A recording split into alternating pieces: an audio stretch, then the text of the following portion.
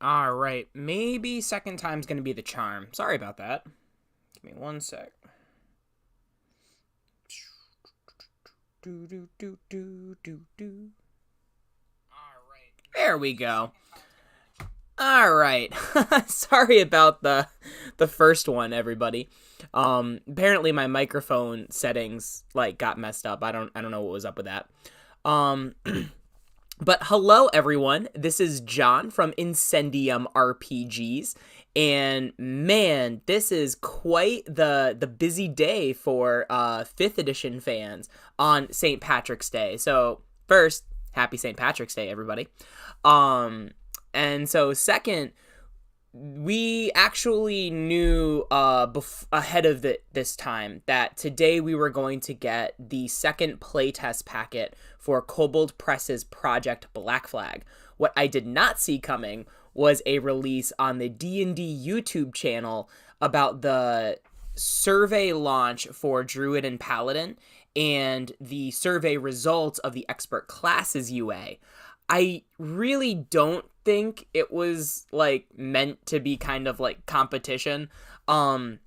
Just because we knew that the survey was going to open on March 20th. So it does kind of make sense that they would release a video beforehand to say that, hey, we were listening to you, we understand about Wild Shape.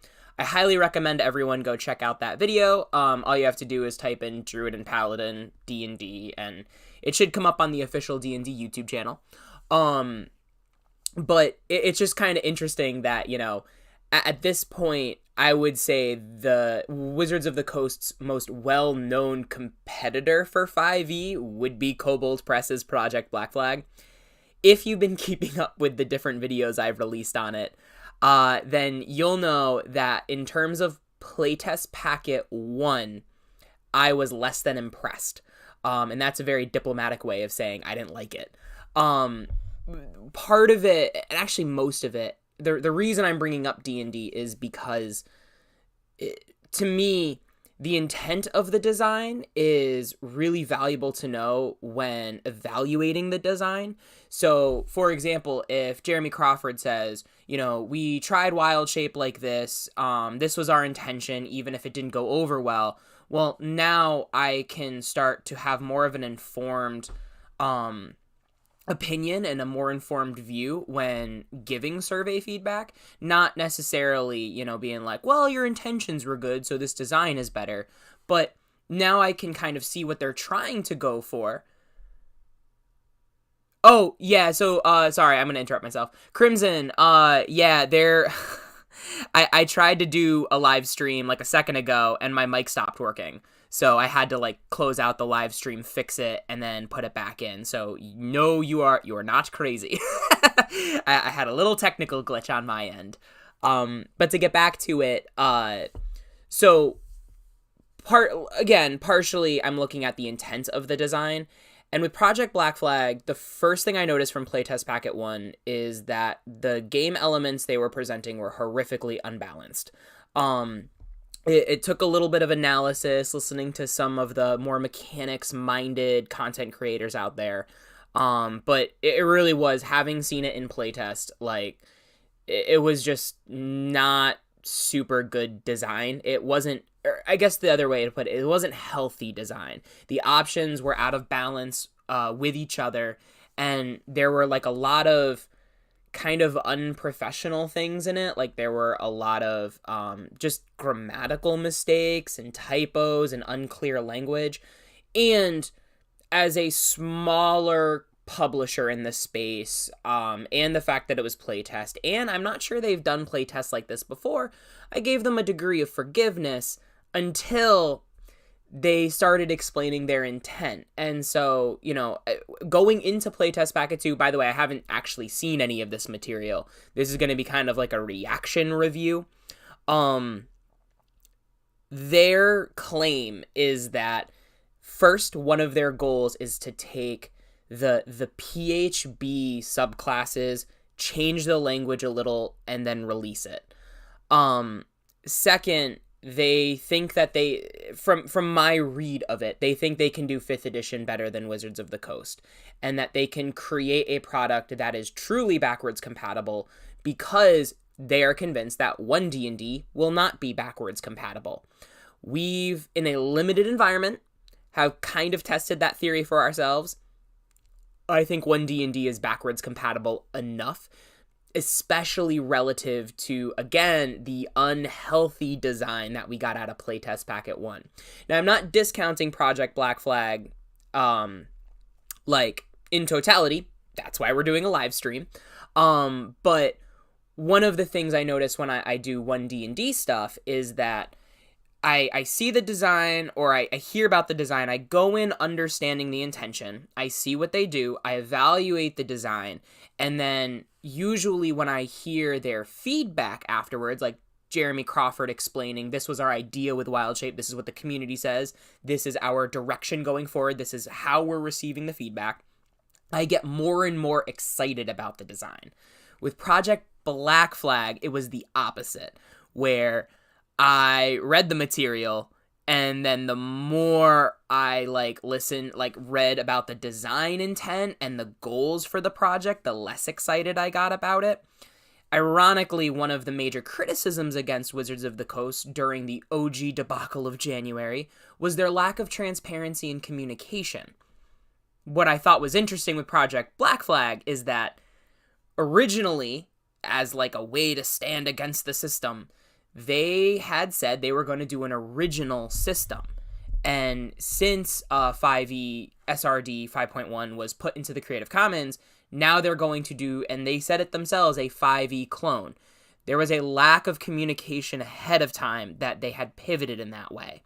I'm not holding it against them for pivoting, but what I can hold against them is don't criticize another company for lack of transparency and then have a lack of transparency. And I'm repeating a lot of the same points I've done in previous videos, but just going ahead, if I'm a little critical for Playtest Packet 2, I'm kind of primed for it.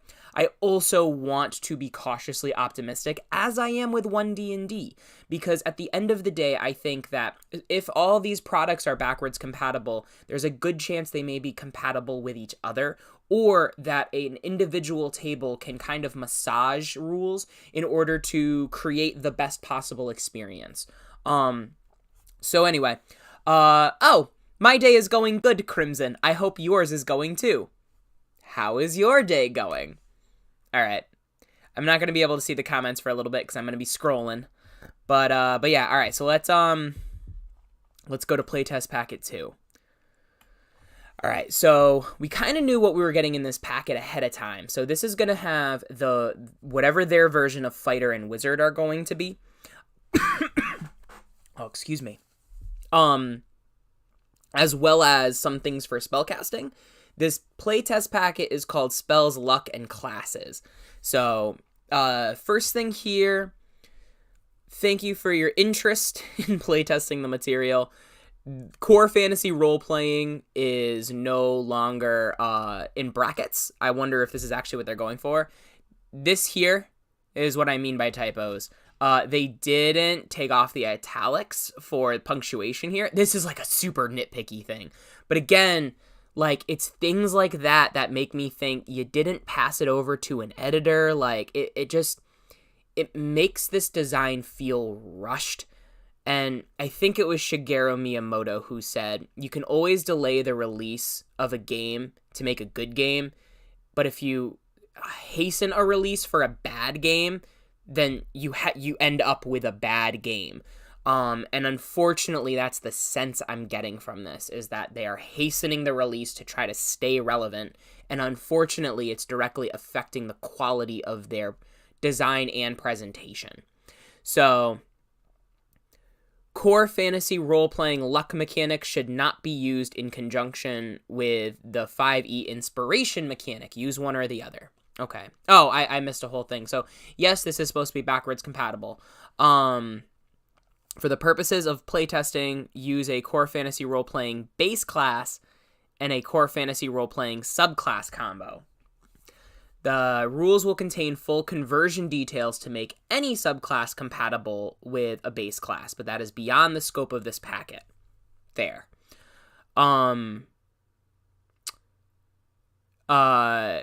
You can use the class and subclass in conjunction with backgrounds from the first playtest packet or any 5e background. And with any lineage or heritage or race subrace. Okay, cool. So, for the purposes of this playtest, please use the talents published in Playtest Packet 1 and this packet, and do not substitute 5e feats. Ooh, that's interesting, because, you know, the talents were one of the things that were horrifically out of balance. Like, the combat casting was, like, way better than the martial talents. It kind of makes me nervous that they haven't adjusted anything. They're just putting in new talents into this one. So, all right, so the player options, so they have a new thing called luck, and they have luck points. So every PC has a special resource called luck, which can influence ability checks, attacks, and saves. PC with luck points can spend them as a 1-for-1 bonus to any d20 roll they make. For example, if you have 4 luck points and roll a 13, you can choose to spend 2 luck points and make your roll result a 15. I have seen this design in crunchier games before. The one that comes to mind, I think, when I played Interlock through Mechton, I think there was a luck mechanic where you could spend like a luck point, or they might have called it something different, but basically to bump up your roll a little bit. So it's a finer, crunchier mechanic, probably more balanced. You can choose to spend luck in this way after you make a roll, but before the GM declares whether the roll succeeded or failed. They can't offset the effects of rolling a natural 1, and they can't be used to create the effects of a natural 20. All right. Although natural 1s and natural 20s aren't part of 5th edition system. This was something when I was watching Treant Monk's analysis. The thing that makes me nervous about reading this playtest is little details like that. They point to. They indicate that whoever's writing this may not know 5th edition system as well as they think they do, which I did forgive until they released, like, we know 5th edition better than Wizards of the Coast does. And that, it's just, and maybe in the previous playtest packet, they established nat 1s and nat 20s. I don't have a perfect memory, and I'm a fallible human, but that language, natural 1, natural 20, doesn't exist in 5e's base system. There are, you know, variant rules in the Dungeon Master's Guide for it, but that's not part of the SRD. And just things like this, it just make me nervous. Like, and not nervous, because at the end of the day, I want what's best for the community. And a lot of people are really rallying behind Project Black Flag. And again, these are little things. They probably don't bother anybody else, but again, I'm going into this kind of biased because the way Playtest Packet 1 was released just bothered me personally. You can check out that whole discussion on our podcast, Dragon Mind, which you can find on Spotify, and I meant to link in the description, but forgot to, so we talk about it on a lot of other videos, though, so you should probably subscribe, and then you can check out one of those other videos and click the description, he said professionally. So, alternatively, immediately after you make an attack ability, you can spend 3 luck points to re-roll a d20 used in that roll. That's kind of cool. Gaining luck points. This is, I actually probably would have started with how to gain luck points instead of spending luck points. When you create your character, you start with 0 over the course of your adventures. Once per turn, when you fail an attack or save, you gain a luck point. That's a 1 D&D mechanic. Excuse me. Not one that still exists in the system, but still. All right, the GM can choose to award 1 luck point to a character as a reward for so pursuing an interesting rather than optimal choice. All right, so now you're gonna kind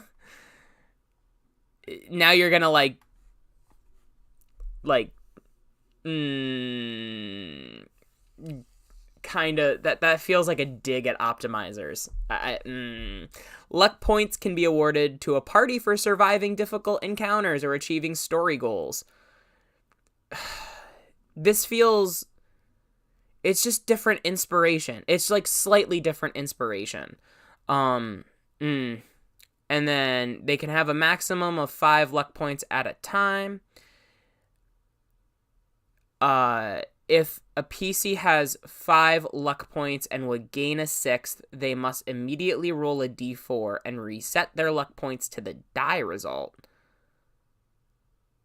What? So the cap on luck points is meant to encourage players to regularly spend their luck points instead of hoarding it. And they spelled hoarding wrong. I think there's an A in there. Make sure to use it often so you don't risk losing it. You must take risks regularly to make your own luck.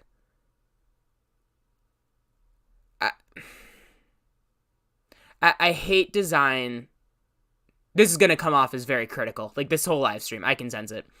I hate design where it's like, we design this thing so that your PCs will be encouraged to.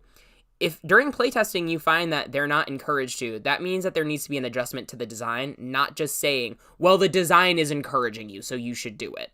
I have just as much a problem with 5e design like that, where they're like, if they're not doing this, then you should do this to encourage them, or you should use experience points to motivate them. And it's like, if they're not motivated to do stuff, there's a deeper problem than like, are you using XP or milestones? All right.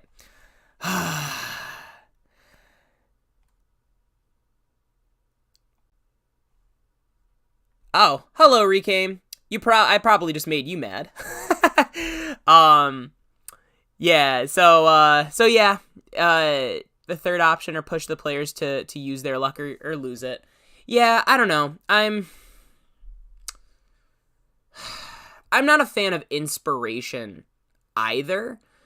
I don't know. I don't know. All right. So character classes. Let's see what's going on here.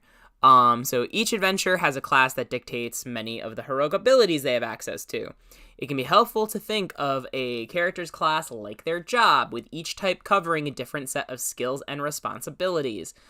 Just like 5e, there's a progression table, a level, proficiency bonus, hit points and hit die, and proficiencies.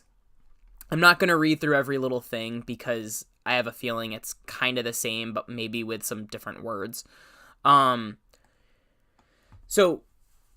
the first one we get presented with is the fighter, which is a class that I think needs to be adjusted. I think that fighters aren't broken. I think if you don't play with feats, fighters are actually underpowered. But I have, we'll figure something else. So, we'll talk about that a different day. So there are many ways to build a fighter, but at the end of the day, your talents shine brightest in the heart of combat. Whether your fighter is an archer, a wrestler, a knight, or a general, your class options are designed to make you the best at dishing out damage. That is a much clearer design, I would argue, than the 2014 Player's Handbook fighter. So fighters as adventurers, they're capable, hardy, and excel at combat, which are qualities well suited to the life of an adventurer. They have diverse weapon and armor options, and yeah, they're good at fighting. While everyone uncontestably benefits from having a fighter at their side in combat, they often also serve as a grounding force in adventuring parties. A fighter's skills are instantly recognizable across numerous cultures and communities, which makes them more relatable and often perceived as more trustworthy than adventurers who wield magic. Oh, that's interesting. That's some interesting, food for thought in terms of world building. I'll give them that. Now, looking down at the quick build, again, this is a formatting thing. So make strength the highest, make dex the highest. This should not be indented. Again,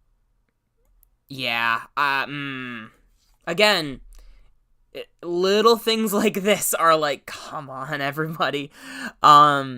So choose the soldier background. If you plan to take Spellblade, choose combat casting. Otherwise, choose combat conditioning.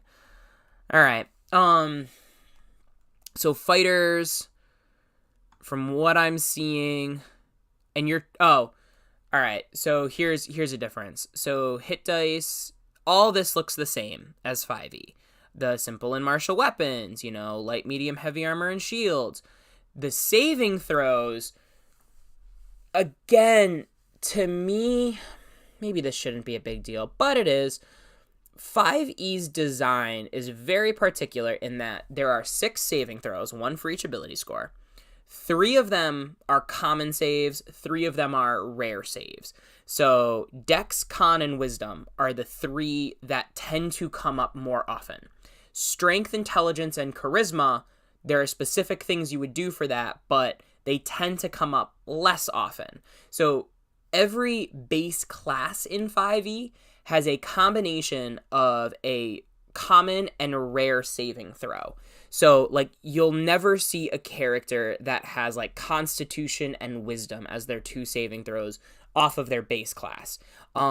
It's something like, the fighter, it was Con and Strength. The ranger, it was Strength and Dex. Wizard, it's Wisdom and Charisma. And then you could pick it up by taking the Resilient feat. But, when I see that your saves are Con and then your choice of Strength or Dex, even if I made a strength-based fighter, I would take Dex as my saving throw to optimize. If I was in the optimization state of mind, or I wanted my character to live. So, this is another thing that indicates to me that, yes, you could do Con and Dex, and yes, it may not be the most unbalanced thing in the world, but a lot of little unbalanced decisions lead up to wide power gaps in the system, which makes the game less fun. I've found, not less fun, less healthy. That's the word I really like using, is paying attention to the health of the system. But yeah. So anyway, Recame, thanks for the support. I need some emotional support while going through this. I don't know why. And then the skills look the same. When it comes to their starting equipment, it looks the same. And hey, this is a different name for a feature. So Last Stand, when you take damage, that would reduce your HP to an amount less than half your HP max rounded down. You can use your reaction to spend 1 or more hit dice up to a number equal to your proficiency bonus. Immediately roll any expended hit dice. You regain HP equal to the sum total of all dice rolled plus Con modifier. Once you use this feature, you must complete a long rest before you can use it again. That's kind of interesting. I don't know how much that'll come up versus, what's it called? The other one, I'm guessing that they're doing, instead of this, is Second Wind. And I mean, I never used Second Wind really either. It was a bonus action. It would come back on short rests, and the way I play 5e, I have my short rests be 5 minutes. So that was a very useful feature. But I do think it's kind of neat to give the fighter, its own reaction this early on. Is it super useful? I'm unsure. It kind of depends on how deadly your combat is going to be. So I can see if you're, I can't remember how the hit points work out. I feel like Black Flag characters have, I think their lineage gives them extra hit points. So let's say you're a first level fighter and you have 16 hit points and you get hit by a nasty attack and you take 9 damage. It's kind of neat to be able to use your reaction to bring you back up. As you get higher in level, depending on what their monster design looks like for this specific, imbalance with this system, I'm not sure how useful this is going to end up being, especially when you consider the style of play that you go for. So if you're going for the whole, the style that I was introduced to and I still use and is what I find to be what a lot of people prefer, which is basically if you have a 6-hour session, it's 4 hours of roleplay and 1 combat. Not really the classic dungeon crawl environment of 3rd edition and earlier. I'm not sure how useful this is going to be, but as a resource for fight after fight, you're doing a big dungeon crawl, 6 to 8 combat encounters per long rest, maybe this is more useful. They call it multi-attack. That's interesting. All right, so now martial action. Oh. Your tactical expertise allows you to act quickly on the field of battle, granting you a unique action called a martial action. Choose one of the following that you know. So these are all bonus actions. Okay, all right, they might have just redeemed themselves. So aim is as a bonus action. You take the time to increase your effectiveness. When you use aim, select one target you can see. When you make a ranged weapon attack against the target before the end of your turn, you double your proficiency bonus for the first attack roll. Okay. Then guard is you raise your shield to intercept oncoming attacks. When you use guard, select one enemy creature within 5 feet. The target has disadvantage on the first attack roll it makes against you or any ally within 5 feet before the start of the next turn. Okay. And then quick strike is you're wielding 2 weapons. As a bonus action, you can make a weapon attack with a light melee weapon you're holding. You add your ability modifier to the damage of this attack as you would with a normal weapon attack. If the light melee weapon has the thrown property, you can choose to throw it for this attack. Cool. And behind the curtain, nice name for a box, I'll give them that. A 5e 2-weapon fighter is required to use their attack action before they can use their bonus action to attack with their offhand weapon. The intention of Quick Strike feature is to remove this dependency, allowing a fighter wielding 2 weapons to use their action as they please and still get to use a bonus action with their offhand weapon.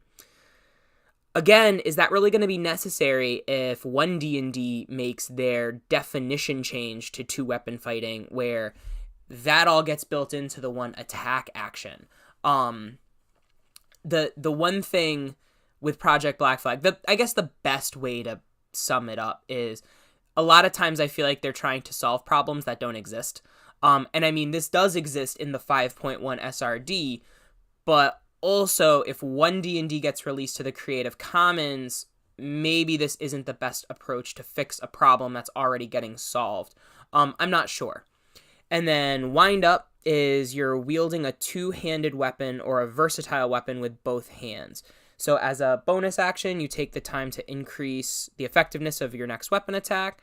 Select a target within 5 feet. If you make a melee attack against that target before the end of your turn, double your proficiency bonus for the first attack roll. Oh, so it's another, like, these are all ways to, like, aim and wind up are the ways to increase your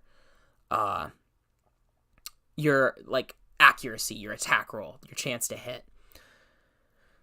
All right.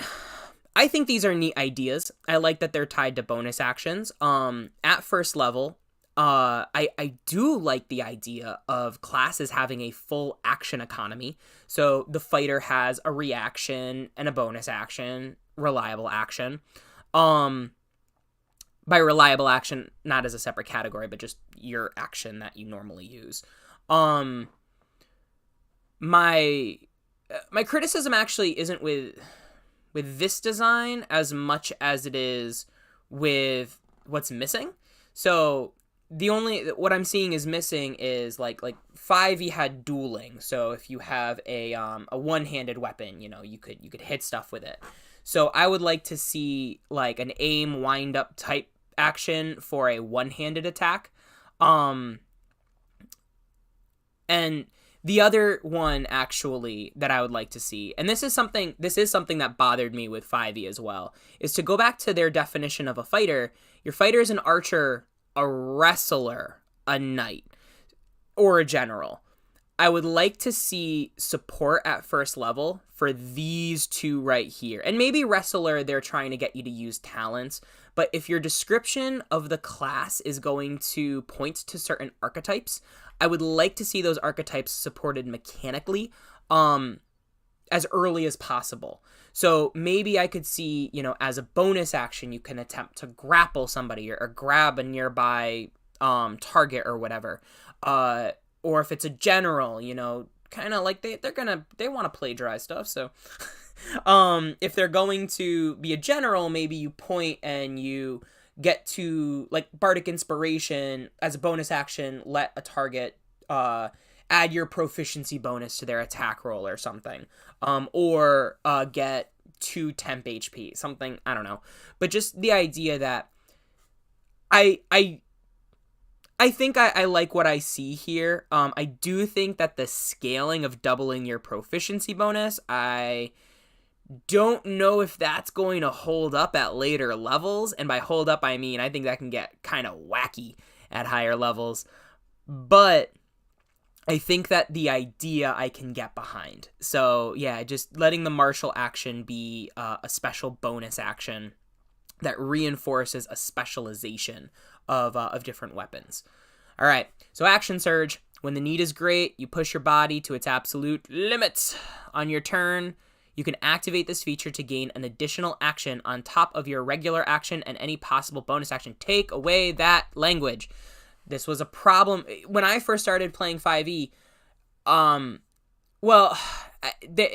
The language was muddy enough. I thought by using action surge, I also could possibly get a second bonus action.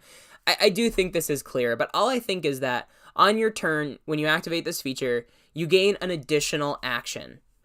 For example, and I would put it like this. For example, you can use your action to make an attack, your bonus or you can use your bonus action to aim, your action to make an attack, and then you can use your action surge to use dash, disengage, or another attack action or something. That way it just makes it clear what action surge is meant to do. Not that I think that's again, maybe now I'm solving a problem that's not really needed, but, once you use this feature, you must complete a short or long rest before using it again. Discipline is their name for a subclass. I don't know what the different ones they have here are. I think Spellblade was one that was mentioned. And then you can increase your ability score by 1 and choose a talent for which you meet the prerequisites for. That's one D&D design.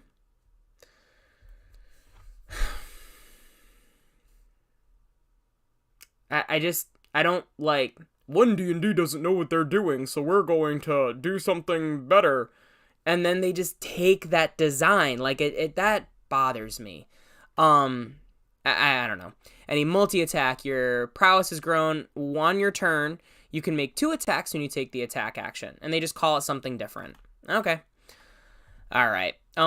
Before we move on to subclasses, let's see what people are saying. Because Recame has said, this is fighting style and shows that they see fighters as using both of their hands to fight using this playtest.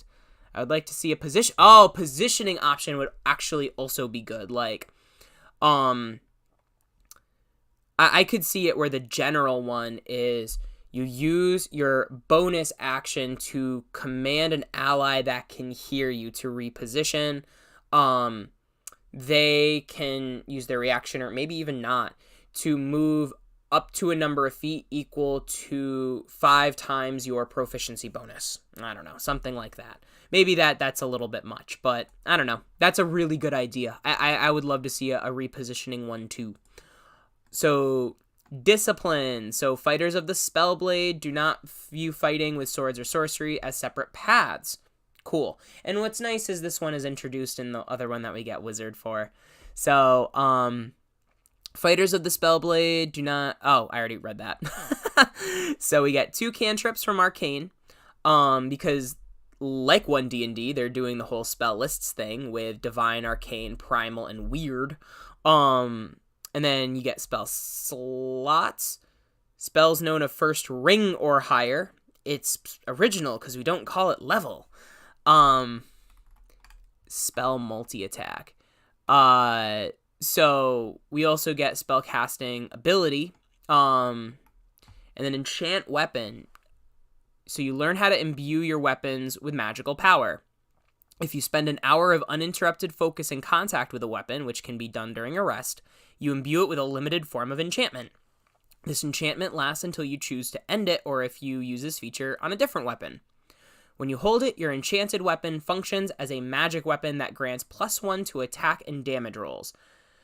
So, there's been some speculation that 1D&D is going to be reworking resistances, immunities, and vulnerabilities. The Druid and Paladin UA had this thing where, like, you could replace the damage type. So I think it was in the Paladin one. It was like, instead of doing, you know, weapon damage, like slashing, piercing, bludgeoning, you could replace it with Radiant, as a way to kind of maybe change up resistance to non-magical whatever. I do think that integrating this directly into the subclass, I think that's neat. I would be concerned about Spellblade now becoming more powerful just because of that, than, say, other subclasses that don't allow you access to magical damage. But maybe, again, it depends on what their monster design looks like. If we're talking about the 5e SRD, that's one thing. If we're talking about they're going to have their own slew of custom stat blocks for analogs for the monster section of the SRD. So, like, you know, there is a Black Flag troll is different from an SRD troll, then the game dynamics might be a lot different. But again, that's speculation. Whenever you gain a talent, you can select it from martial or magic. All right. When you use multi-attack to make multiple attacks, you can replace one of those attacks with a cantrip. You can't cast more than one cantrip in one attack action in this way. Okay, so if you action surge and you do 2 multi-attacks, then you could do 2 cantrips, 2 weapon attacks. Alright. That's cool. And then Weapon Master. Most fighters feel it... Oh, this would be... Oh, they should... This is all the same font and font size. They should change this to make it set apart differently than this. That's my formatting criticism. So Weapon Master is the new, is the other subclass. So choose 3 simple or martial weapons with which you have proficiency. You have mastered the use of these weapons. You can re-roll a weapon's damage die and use either result. Okay. Not amazing, but okay. Oh, and then we get stunts. Actually, this is pretty cool. I like Battle Master. This actually might be a little simpler. As part of your weapon training, you've learned to perform remarkable feats with the tools of the trade. You learn 3 stunts from the options listed in this section, and you gain a special resource called Stunt Points, which is a proficiency bonus +1. You must spend the required amount of stunt points.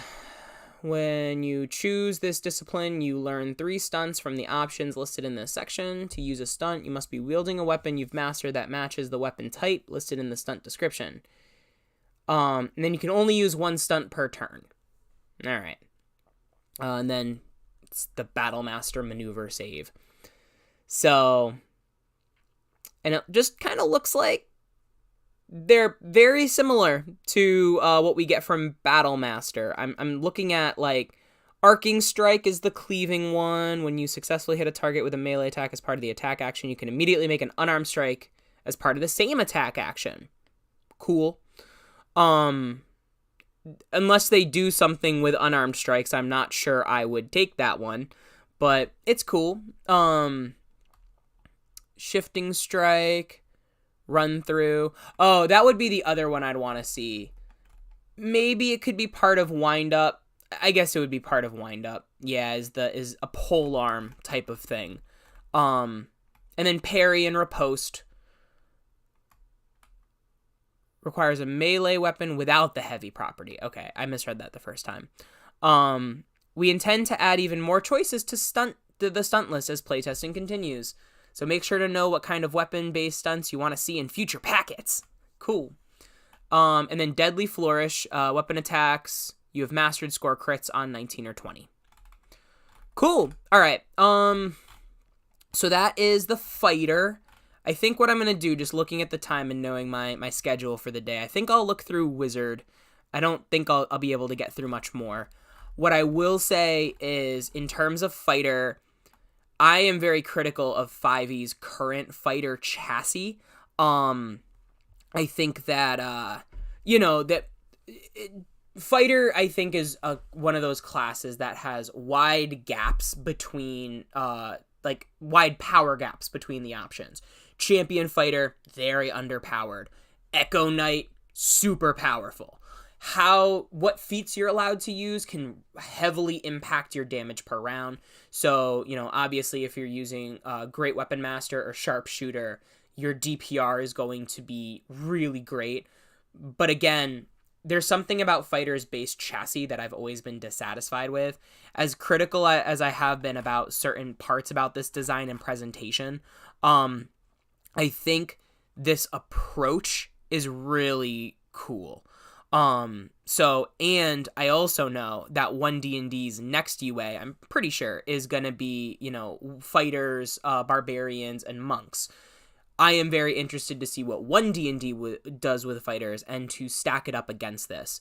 The saving throw thing, that makes me kind of nervous unless all classes have saves where you can take 2 common ones. And also, I don't know if... Maybe it'd be better. Maybe I'd be more comfortable with it if the whole dex thing was tied to what your higher score was or something, or you could choose strength and dex. All right, I would be more comfortable if it said strength and your choice of con or dex. I'd actually be cool with that. But in terms of design, this is pretty good. I think it's a little derivative, but I do think that when it comes to my experience with 5e, this more hits the mark than the current version that we have available. So, moving to wizards. Every wizard develops a different approach to studying its innumerable intricacies. So, wizards are academics at heart, and their cerebral pursuits are typically ill-suited to the day-to-day rigors of an adventuring life. Despite the troubles a wizard may face when confronted by an armed minion or a sheer cliff face, many are driven to take up adventuring because it is the best way to acquire hidden knowledge and magical treasures to further their research. While wizards rely on other party members for physical protection, every adventuring party benefits from having a wizard's knowledge and versatility in their corner. Whether staring down an enchanted foe, blocked by a mystic barrier, or ensorcelled by a possessed artifact, a well-prepared wizard is likely to have a magical solution, or 5, inscribed in the pages of their spellbook. Alright? So their saves are int and wisdom. Alright? Their arcane spell casting. So it looks like we're still sticking with... Oh, there's no 9th level spells. Different design. I'm not necessarily opposed to getting rid of 9th level spells, but I just think it's noteworthy. Alright. So, that's a lot.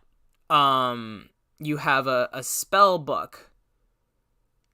Preparing and casting spells. How many spell slots you have available. You must spend a spell slot of the spell's ring or higher. You regain expended spell slots when you finish long rests. Replacing the book. Ritual casting. I am not going to go through all of this, but my guess is that it's the same. I will, if there's some little nuanced language that I missed, I'm sure I'll catch it later and apologize. And then, just like 5e, if you know the spell in your spellbook, you don't need to prepare it to ritual cast it. Player advice. The ability to find spells out in the world and copy them into your spellbook is one of the most unique elements of the wizard. So, make sure to keep an eye out for spellbooks and spell scrolls during your adventures. If it has been a few sessions since your character found or had an opportunity to purchase such treasures, ask your GM about creating more opportunities to expand your spell repertoire. That's interesting. I find that a big part of game design is also what kind of culture are you cultivating at your table? And I do know that there are tables where the whole ask your GM to give you more spells approach is something that they don't necessarily want. I don't know, just kind of something to think about, I guess.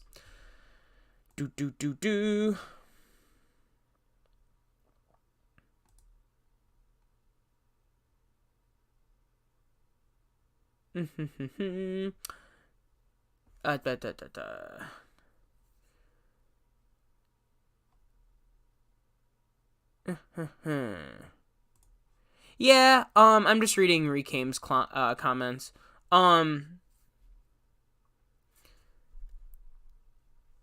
The enchant weapon, was not a good feature, on Forge Cleric, as it doesn't hold up to leveling. Yeah, I don't necessarily think it'll hold up to leveling, but I just know that, one of the things I found with my experience with Fighter is that fighters are very equipment dependent, meaning that if your GM doesn't support your specific fighter with the ability to acquire magical equipment based on how they're built, then their effectiveness can tank just because the class doesn't offer a lot. So, a good example of that is, crossbow expert and using a one-handed crossbow, combine it with sharpshooter, all that stuff. If your DM never gives you access to magical ammunition or a magical hand crossbow, then unless you've got like an artificer in the party that can help you out, you kind of have to like pivot to whatever magic item you can find. And that is a style of game, but I think the ability to enchant your own item gives you a little bit of independence away from the GM allowing your character to perform well.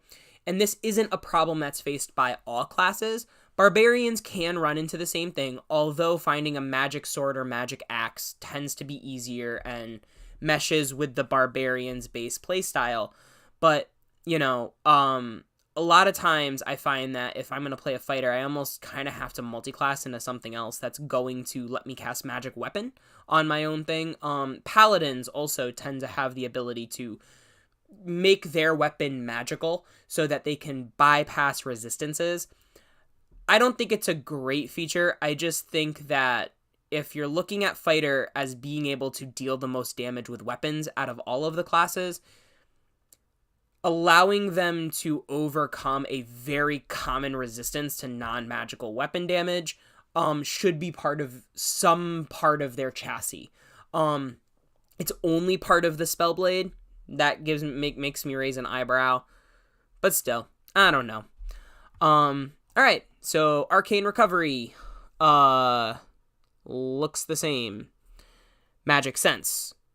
As an action, you can open your awareness to detect magical forces. Oh, cool. So, you don't have to ritual cast Detect Magic.